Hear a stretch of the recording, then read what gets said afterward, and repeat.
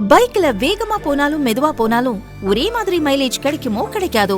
ஆனா அல்ட்ரா டியூரா ஃபிளேம்ல அதிக வெப்பத்துல சமைச்சாலும் எத்தனை பர்னர்ல சமைச்சாலும் 70% எரிவாயு சேமிக்கும். வேகமாவும் சமைக்கலாம், காசு மிச்சம். Ultra டியூரா flame.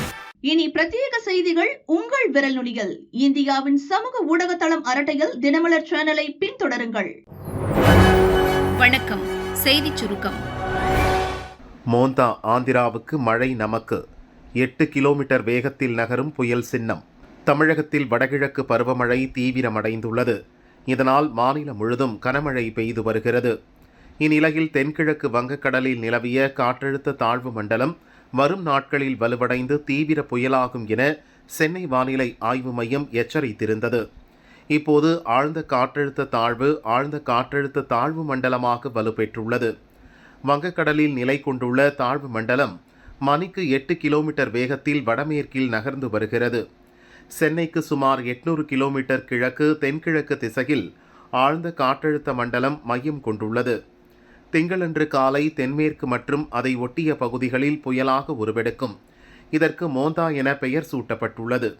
இது வடமேற்கு திசையில் நகர்ந்து செவ்வாயன்று தீவிர புயலாக வலுவடையும். பின் ஆந்திர கடலோர பகுதிகளில் மசூலிப்பட்டினம், கலிங்கப்பட்டினத்திற்கு இடையே காக்கிநாடாவுக்கு அருகே தீவிர புயலாக கரையை கடக்கும் என கணிக்கப்பட்டுள்ளது. இந்த நேரத்தில் மணிக்கு 90 முதல் 110 கிலோமீட்டர் வேகத்தில் பலத்த காற்று வீசும். புயல் காரணமாக இன்று திருவள்ளூர், சென்னை, செங்கல்பட்டு, காஞ்சிபுரம், விழுப்புரம், ராணிப்பேட்டை மற்றும் புதுச்சேரியில் கனமழை பெய்யும்.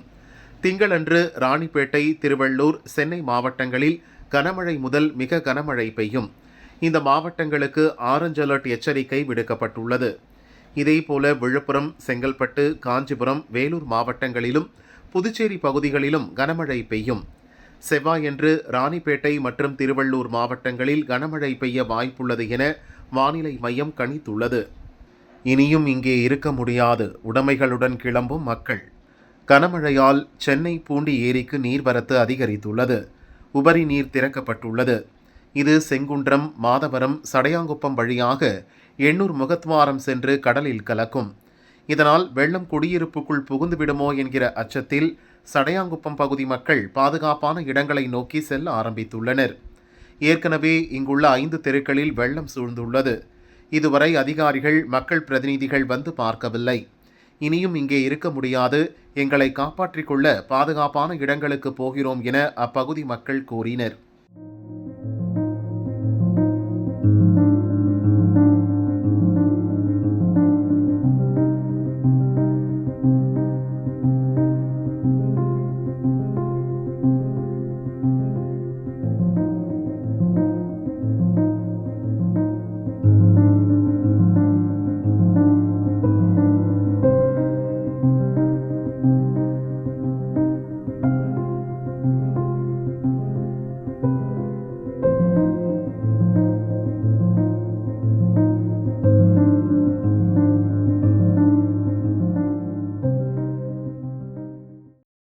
பைசன் படத்துக்கு போன ஸ்டாலினுக்கு பயிர் சேதம் கண்ணுக்கு தெரியலையா?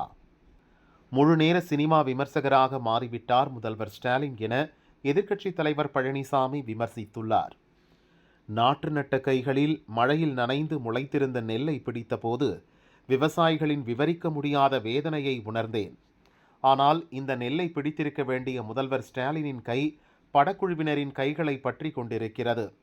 திரைப்படங்களை பார்ப்பதிலோ, திறமையான திரைப்பட குழுவினரை பாராட்டுவதிலோ எந்த தவறும் இல்லை. ஆனால் தான் எதற்கு முதல்வரானோம் என்பதையே மறந்துவிட்டு முழுநேர சினிமா விமர்சகராக மாறிவிட்டார். ஜெய்பி முதல் கூலி, பைசன் வரை சினிமாக்களை பார்க்க, ரசிக்க, கருத்து தெரிவிக்கத்தான் இன்றைய முதல்வருக்கு நேரம் இருக்கிறது. தென் தமிழகம் மழையில் மிதந்தபோது கூட்டணி பேச்சுவார்த்தைக்கு டெல்லி பறந்தவர்தானே நீங்கள்? தூய்மை பணியாளர்கள் போராட்டத்தின் போது கூலி திரைப்படம் பார்த்தவர்தானே நீங்கள்? அதே போலத்தான் இப்போது மழையால் நெல் முளைத்து போய் தாங்கள் உழைத்து பயிரிட்ட விவசாயிகளின் துயரங்கள் பற்றி கொஞ்சம் கூட யோசிக்கவில்லை. பைசன் படம் பார்க்க மணிக்கணக்கில் நேரம் செலவழித்து கொண்டிருக்கிறீர்கள்.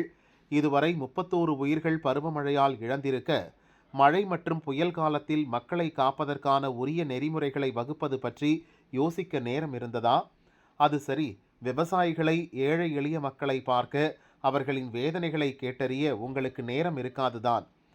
விவசாயிகளின், மக்களின் கண்ணீரை உணராத இந்த குடும்ப மன்னராட்சியாளர்களுக்கு மக்களாட்சியின் சக்தியை உணர்த்தப் போகும் நாள் வெகு தொலைவில் இல்லை என பழனிசாமி தெரிவித்துள்ளார். தாய்லாந்து கம்போடியா போர் நிறுத்த ஒப்பந்தம் கையெழுத்து. கடந்த ஜூலையில் தென்கிழக்கு ஆசிய நாடுகளான தாய்லாந்துக்கும் கம்போடியாவுக்கும் இடையே எல்லைப் பகுதிகளில் மோதல் ஏற்பட்டது. இந்த மோதலில் பலர் கொல்லப்பட்டனர். 3 லட்சத்திற்கும் மேற்பட்டோர் இடம்பெயர்ந்தனர்.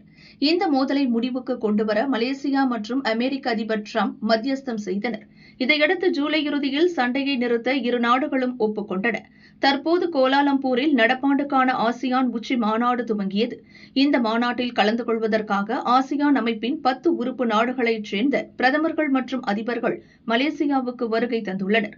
உறுப்பு நாடுகளின் தலைவர்களை தவிர அமெரிக்க அதிபர் டொனால்டு டிரம்ப், சீன பிரதமர் லீ கியாங், ஜப்பான் பிரதமர் சனே டகாய்ச்சி, பிரேசில் அதிபர் லூயிஸ் இனாசியோ லூலா டா சில்வா, தென்னாப்பிரிக்க அதிபர் சிரில் ரமபோசா, கனடா பிரதமர் மார்க் கார்னி, தென்கொரிய அதிபர் லீ ஜே மியுங் வருகை தந்துள்ளனர்.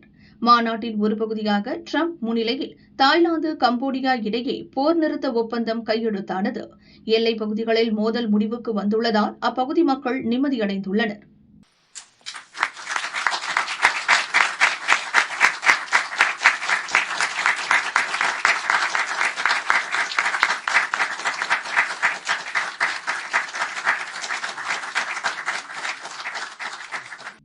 ஆசி வீராங்கனைகளிடம் அத்துமீறல், நாட்டின் பெயரை கெடுத்த இளைஞன், காஃபி ஷாப்பில் நடந்தது என்ன?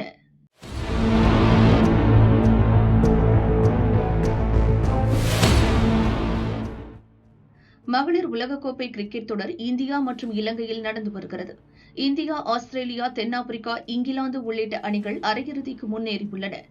புள்ளிப்பட்டியலில் முதலிடத்தில் உள்ள ஆஸ்திரேலியா லீக் சுற்றின் 26வது போட்டியில் தென்னாப்பிரிக்க அணியுடன் மத்திய பிரதேசத்தின் இந்தூரில் மோதியது. இதில் பங்கேற்க வந்த ஆஸ்திரேலிய அணி வீராங்கனைகள் மத்திய பிரதேசத்தின் இந்தூரில் உள்ள நட்சத்திர ஹோட்டலில் தங்கியிருந்தனர். இந்நிலையில் கடந்த 23ஆம் தேதி அவர்கள் தங்கியிருந்த ஓட்டலுக்கு அருகே உள்ள காஃபி ஷாப்பிற்கு சில வீராங்கனைகள் சென்றனர். அப்போது அங்கே பைக்கில் வந்த நபர் 2 ஆஸ்திரேலிய வீராங்கனையரை பின்தொடர்ந்து சென்றுள்ளார். ஒரு வீராங்கனையிடம் பாலியல் சீண்டலிலும் ஈடுபட்டுள்ளார். இதனால் அதிர்ச்சியடைந்த அவர் கூச்சலிட்டதுடன் அணியின் பாதுகாப்பு அதிகாரியின் உதவியை நாடினார். அதற்குள் அந்த நபர் தப்பியோடியது தெரியவந்தது. இதுகுறித்து மத்திய பிரதேச கிரிக்கெட் சங்க நிர்வாகிகளின் உதவியுடன் ஆஸ்திரேலியா அணி நிர்வாகம் போலீசில் புகார் அளித்தது. இதன்படி போலீசார் 2 பிரிவுகளின் கீழ் வழக்கு பதிவு செய்தனர். பாதிக்கப்பட்ட 2 வீராங்கனைகளிடம் உதவி போலீஸ் கமிஷனர் ஹிமானி மிஸ்ரா வாக்குமூலம் பெற்றார். தொடர்ந்து சம்பவ இடத்தில் உள்ள கண்காணிப்பு கேமராக்களை போலீசார் ஆய்வு செய்தனர். அப்போது பைக்கில் வந்த நபர் ஆசாத் நகரை சேர்ந்த அகில்கான் என்பது தெரியவந்தது. இதையடுத்து அவனை போலீசார் கைது செய்து விசாரணை நடத்தி வருகின்றனர். கைது நடவடிக்கையின் போது அகில்கான் தப்ப முயற்சித்த நிலையில் தடுக்கி விழுந்து அவனுக்கு மாவுக்கட்டு போடப்பட்டுள்ளதாக போலீசார் கூறினர். இது தவிர ஆஸ்திரேலியா வீராங்கனைகளுக்கு அளிக்கப்பட்ட பாதுகாப்பில் ஏதேனும் குறைபாடு ஏற்பட்டுள்ளதா என்பது குறித்து மத்திய பிரதேச அரசு ஆய்வு செய்து வருகிறது. எம்ஜிஆர் சிலை உடைப்பு, குமரியில் பரபரப்பு. கன்னியாகுமரி மாவட்டம் நாகர்கோவில் அருகே பார்வதிபுரம் சந்திப்பில் 1995ஆம் ஆண்டு எம்ஜிஆர் சிலை நிறுவப்பட்டது. அந்த சிலையின் இடது கை மர்ம நபர்களால் இரவு உடைக்கப்பட்டது. காலையில் இதை அறிந்த கிழக்கு மாவட்ட அதிமுக செயலாளர் தளவாய் சுந்தரம் தலைமையில் அதிமுக தொண்டர்கள் திரண்டு ஆர்ப்பாட்டம் நடத்தினர். தகவல் அறிந்து ஏஎஸ்பி லலித்குமார் சம்பவ இடத்திற்கு வருகை தந்து சிசிடிவி காட்சிகளை ஆய்வு செய்தார். சிலையை சேதப்படுத்தியவர்களை போலீசார் தேடி வருகின்றனர்.